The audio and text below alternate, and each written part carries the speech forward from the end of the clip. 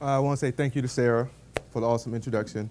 Thank you to Skookum for bringing me back here. We started this talk at a meetup a little while back, and I was asked to kind of expand on the conversation and this subject matter. So happy to be here to talk about this stuff.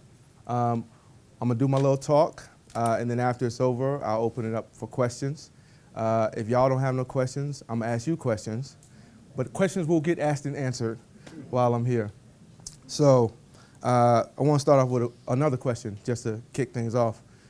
You might be wondering, why would somebody want to have a conversation about failure? You're in a room full of really smart, really talented, really ambitious people. What is the benefit of talking about how you fail?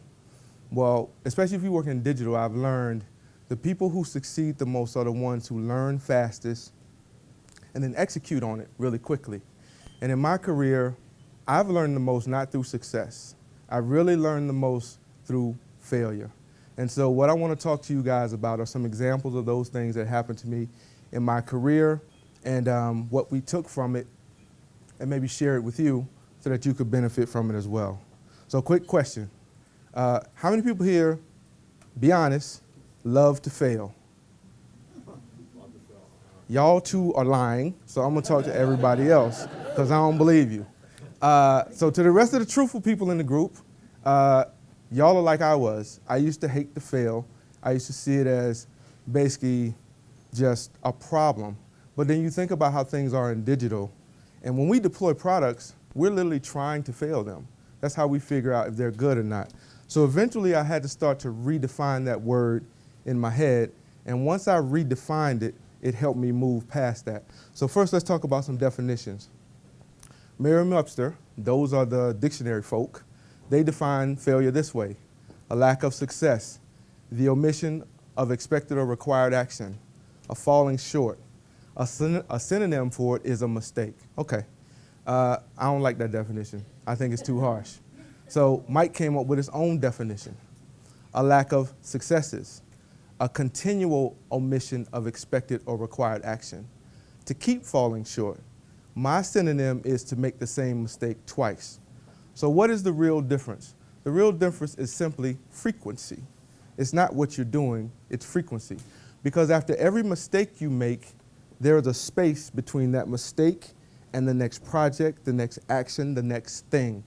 And so in that space, everybody has a choice. You can deny your mistake, you can blame somebody else, you can say it's not my fault, that mistake wasn't real, or you can accept the mistake and say, no, what can I learn from this? If you accept the mistake, then it's not really a failure, it's an opportunity. And so what I really want to talk about is some examples of situations that I was in like that and how I had to take this approach to get better. So first case study is when we redesigned the homepage for NASCAR.com. This was probably, at the time, the biggest project I had ever worked on. There were a ton of eyes on this. The whole industry was really looking at us, so we knew we had to get this right. So these were my original marching orders. We need to update the UI to UX. We need to increase ad viewability. I'm still not sure what viewability is, actually. I think that's some ad people just come up with so they can put more ads on the page and piss me off, but it is what it is. That was my assignment, so I did it. Improve the editorial workflow, essentially design things that would help editorial program and that would put better content on the page. And then increase consumption. We had gotten, Sarah mentioned it, some really gaudy numbers in terms of page views, but what we were finding out was that advertisers really wanted quality consumption, how long you stay on the site, how much content do they consume. So my assignment was, page views are fine, but we needed people on the site longer. So that was my first part of my assignment. But the other part was, there's a bunch of stakeholders that's going to be involved in this, and your job is also make sure their needs are met.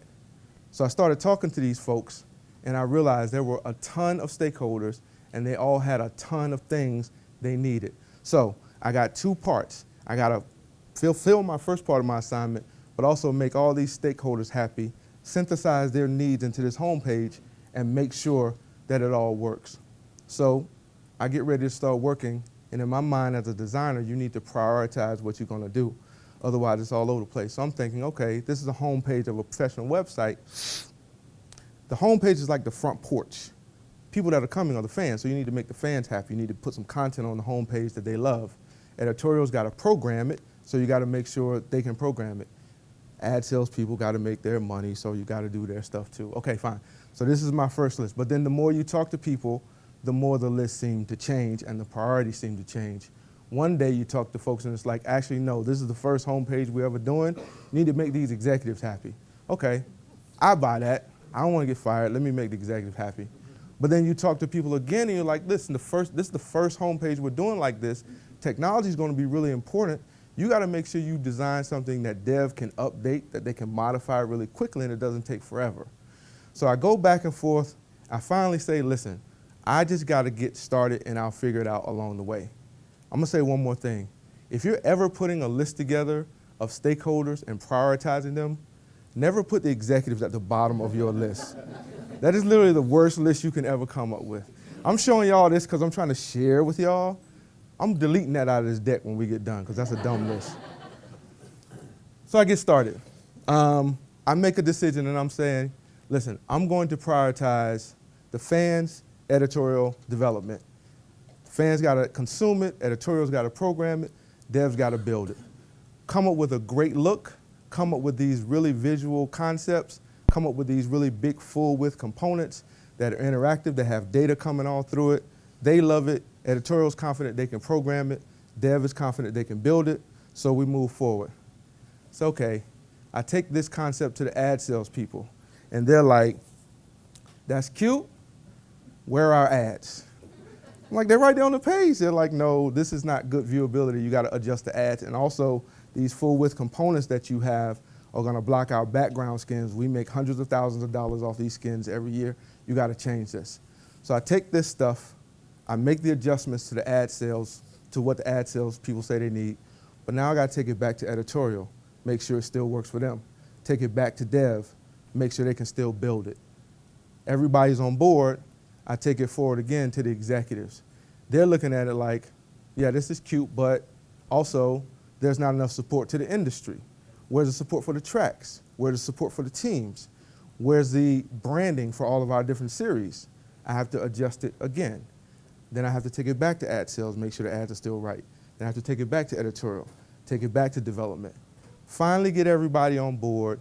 We deploy this site, we get decent numbers, but I'm still frustrated because I know I have not done the best job managing all of these stakeholders. Every time I have to go back and forth, we're losing time. And when you lose time, you're losing money. So I'm saying to myself, you've made a mistake, but now you have an opportunity to learn from this stuff.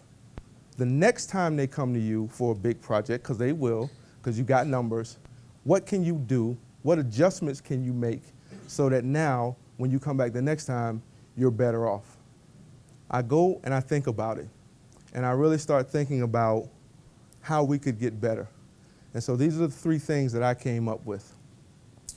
I needed more clarity when I start these projects. I needed to be really sure what the real business agenda is, who the real stakeholders are, who's really the most important. If it's political, that's fine. I just need to know because I got to get this thing designed. Empathy. And in empathy, I'm not talking about some touchy-feely emotional thing. Empathy in this case is insight. It's looking at the people that are across from you and saying, what does this person need in order for us to all fulfill this assignment and get it done? Creativity is simply, in this case, not something that looks really cool.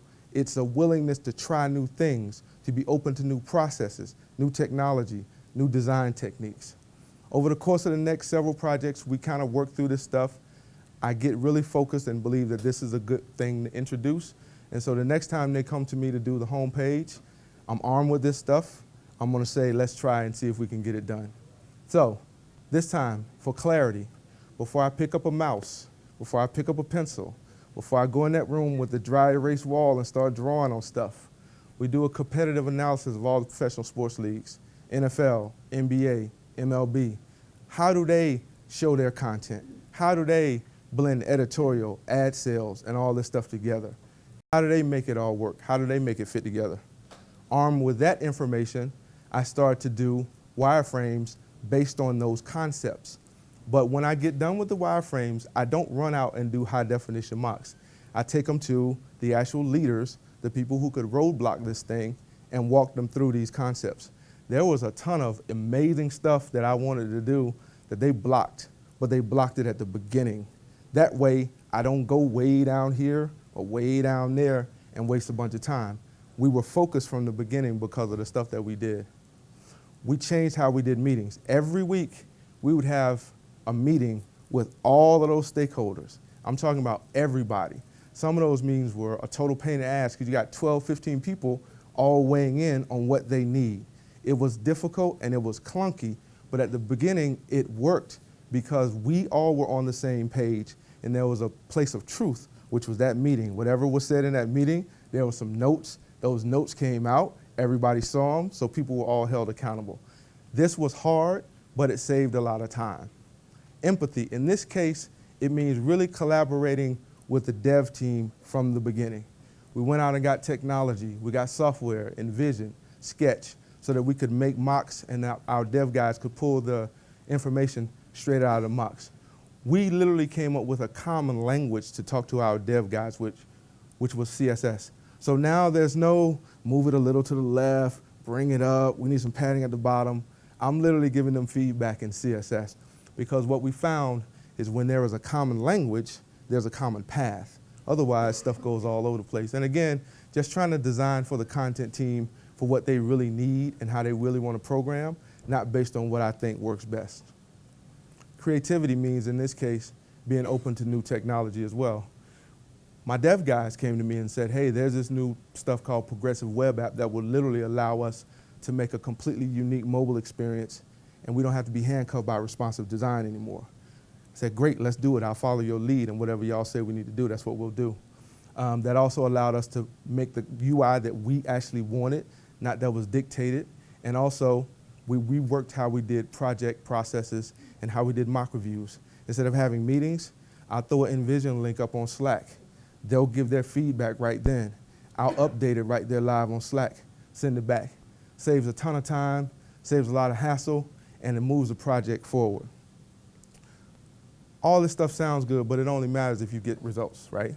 So the bottom line is all the numbers that they cared about, we hit. Visits were up, people stayed on the site longer, but that was the one that was most important to me.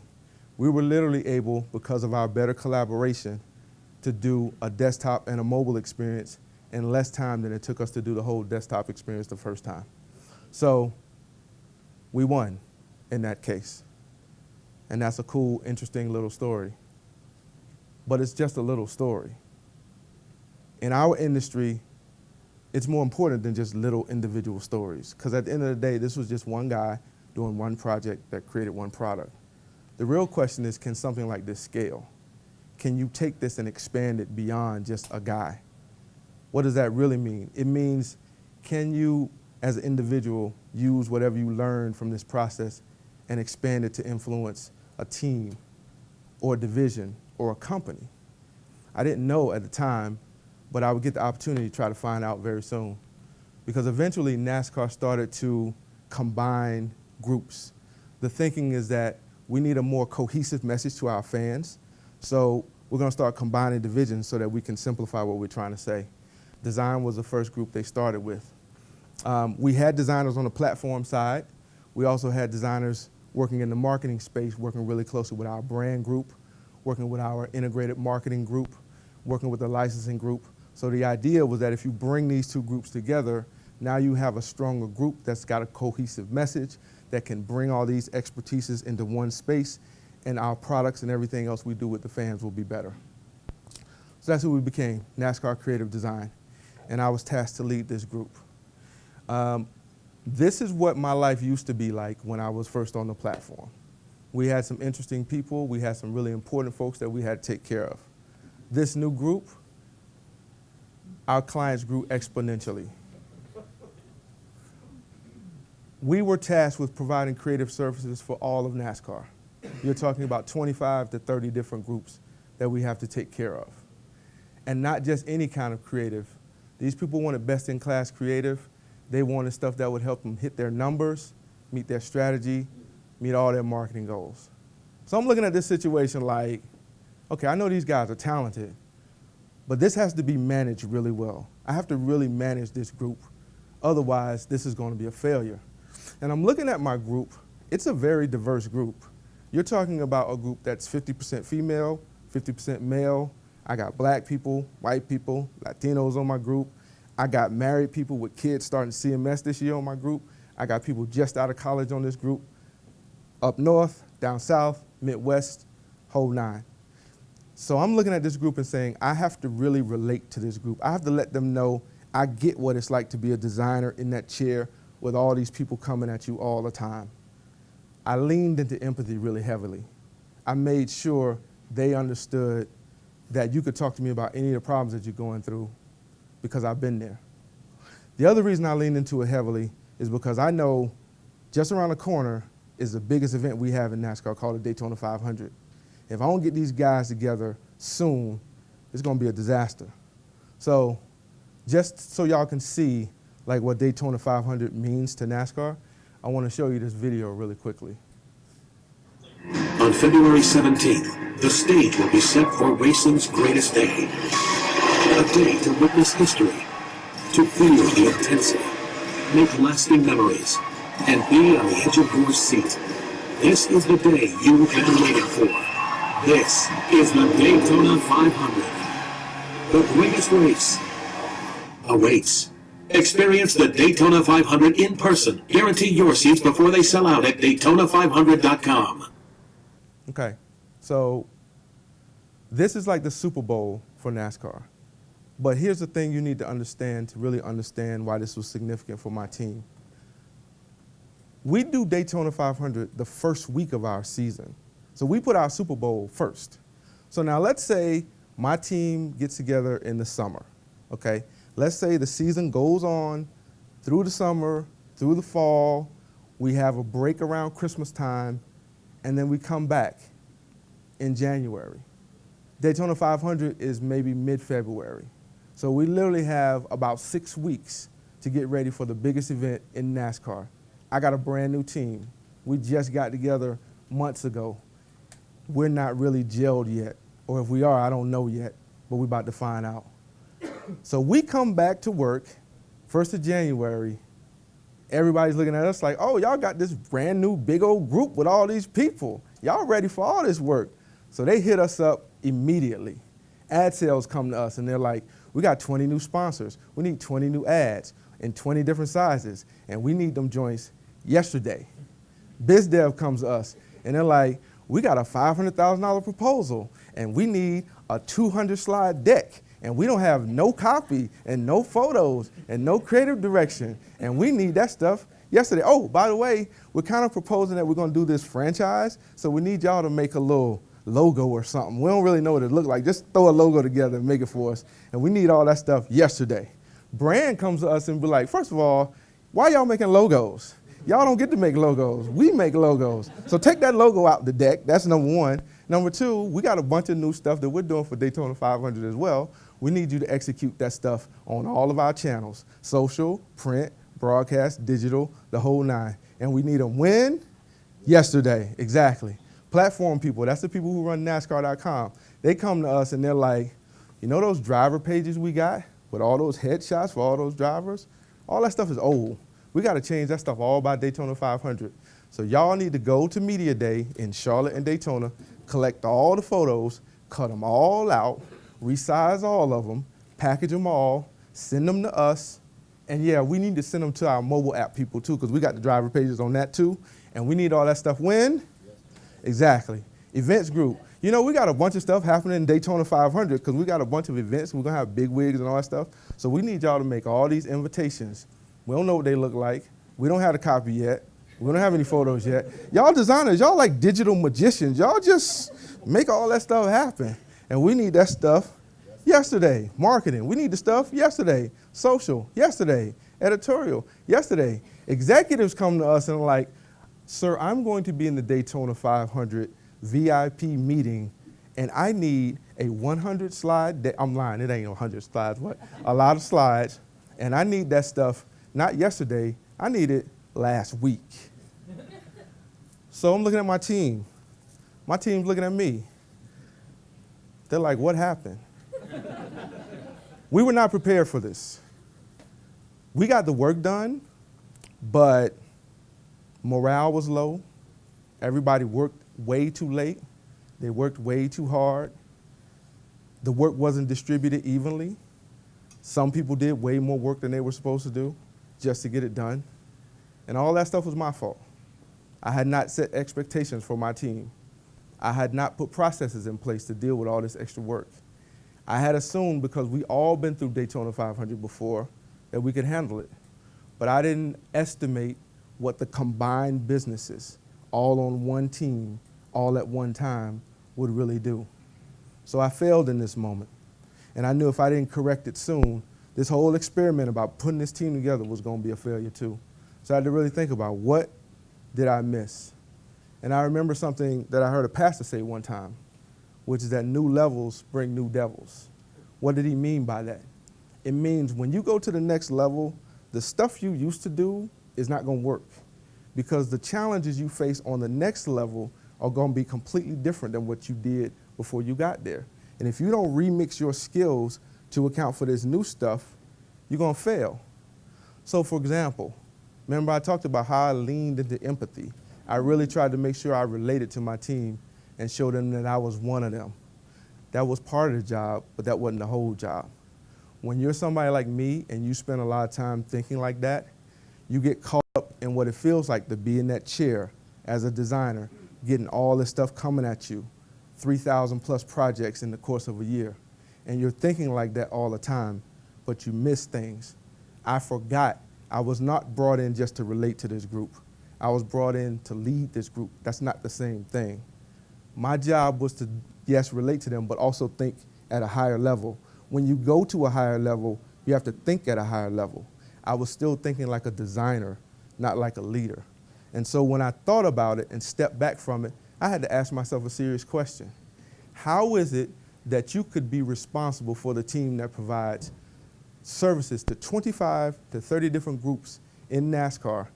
All your empathy and attention is directed toward your immediate team and to none of the clients that y'all serve. You got caught up in the wrong thing. Your empathy wasn't bad, it was just misdirected. When I stepped back from it, I realized a bigger truth, that now in NASCAR, we weren't the center even though it felt like it. All of these groups have a role to play. All of these groups are people we serve. And the only way we could really provide good services to these people is if I redirected some of that empathy away from my team and towards them, because the reality now was, that's my team too. These are the people I gotta take care of too. I need to know what they're going through, what they need, so that the next time a big event comes around, I won't get caught flat-footed like that. Once I realized my job now was to be a problem solver and not necessarily a designer, just a designer, then I could put together some strategies to help my guys be in a better position the next time something came around. So, what does empathy look like in that space? I like to call these smart meetings. Looking at our products, looking at the hours we spend, find out who do we spend the most hours with, and aggressively, on our own, proactively set up recurring meetings with these people, embed my designers almost in those teams, so that now we're not an afterthought. They see us every week or every 2 weeks. So we're talking to them all year long about the campaigns that they have now, next quarter, last quarter, Daytona. So now we're unofficially a part of their team, and so now we're better positioned when big things happen. I got a 2-email rule. This is what this means. I love Slack just like everybody else. I think emails are great. But when you're doing creative services for people, there is a point in these conversations when emails are not going to communicate what needs to be communicated. There is a point when you got to close the laptop, pick up the phone, call somebody. If they're not there, you got to get up, go to the elevator, go to the office. Hey, can we talk this through? After 2 emails, if you're still going back and forth with people, that next email is going to start like this. Per my last email, Please see attached document. Happy to talk next time. Thanks.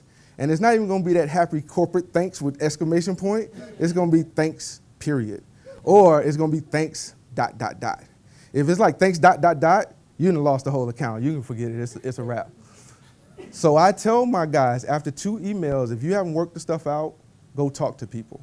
Because things that will go on and on and on in email get resolved much easily face to face.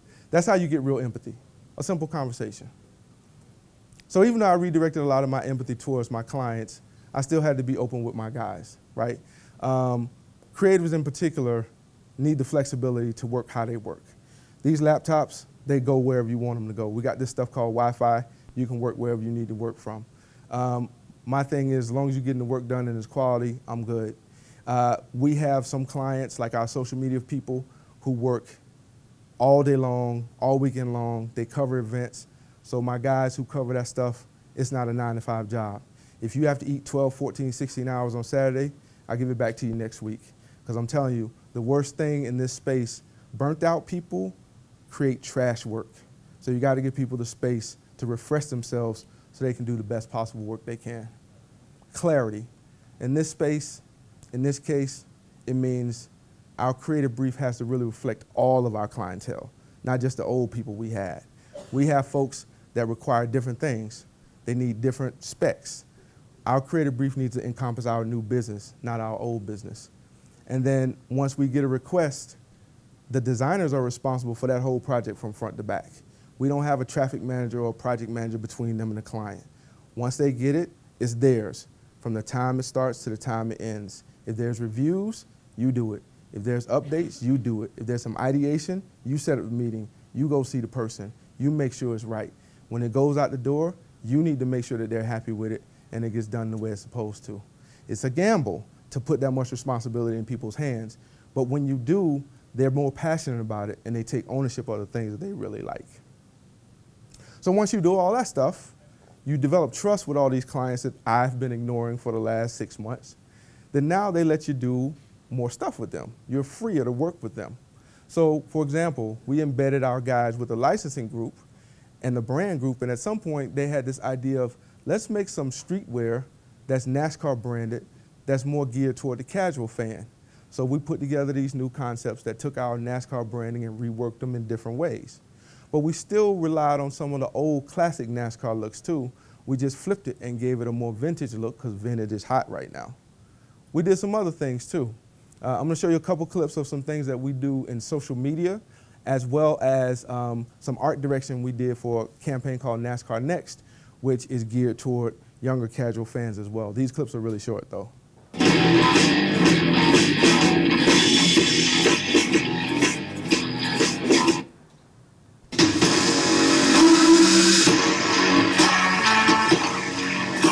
And then this is the art direction that we did for NASCAR Next.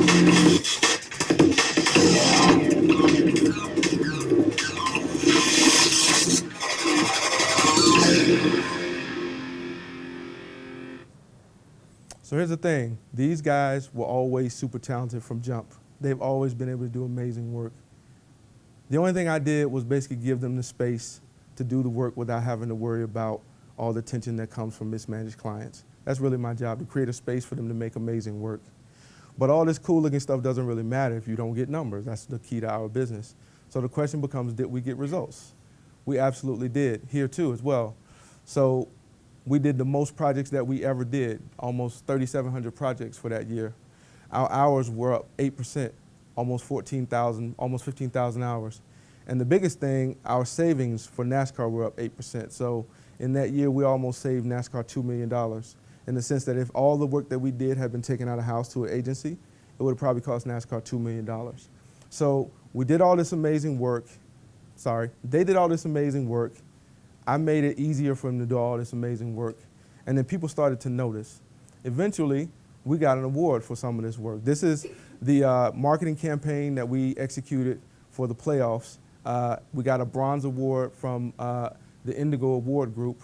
This was a group that got responses from 50 different countries across the world, and we got a bronze medal. So for us, that was a big deal because NASCAR is really not usually recognized in the design space at all. So This was great for us as a group, but I have to reiterate, my job now, and I keep saying this because this was a hard lesson for me to learn. My job now is not to just be design guy anymore. I have great designers on this team. My job is to create a space and get rid of problems and to troubleshoot so that they can do this type of amazing work and they don't have to worry about this type of stuff. I'll tell you one final story that's really funny and then I'll be done. I went to a conference recently and I came back and I did a presentation for my group because when we go to conferences, you got to come back and tell people what you learned. So I did a PowerPoint presentation and I worked on it hard because my guys are good and they're going to judge me if I come back with some trash, right? So I'm doing the presentation and they're looking at the stuff and they're taking it in and nobody says anything and they ask questions and it's over. And then like day before yesterday, I was referring to that presentation because somebody else on my team wants to go somewhere. And she was like, so quick question, did they give you those slides or did you do those slides? I said, I did those slides. She was like, oh, because they were really good and I didn't know. I was like, are you really? Am I that trash that y'all think I can't even do slides? But I'm like the parent, with those guys, I'm kind of like the parent who like tries to help their kids with their homework and they make it worse. So now when we get busy, I try to go help them. I'll be like, I can help them, like, just go do a wireframe or something, man. Don't come over here trying to help us with stuff. I'll be like, I can do keyframe. No, just leave and let us work. So my job, I learned the hard way, is to make space for these amazing guys to do amazing work. So the bottom line with all of this stuff that I told you guys about, first and foremost, do not be afraid to fail. Always look at failure as an opportunity to get better. No matter what people say, failure is not a bad thing if you're willing to learn from it. But when you learn from it, it's not enough to just learn it here. You got to put it in action. You got to do something with it. You got to do something with it with a plan so that you can test it and see if it actually works. And then even if it does work, you got to be willing to tweak as you go. You can't ever fall in love with this stuff. Digital changes really fast. Things change fast. You got to be willing to adjust it and move so that you can always stay on top of things. So these are the 3 things that worked for me. I came up with these concepts that work in my space. You may not come up with empathy, clarity, and creativity. You may come up with something else. But I promise you, if you try these things, you're going to learn some stuff, you're going to have better techniques, you're going to have improvement, and you're going to improve the space that you're in. Thank you very much.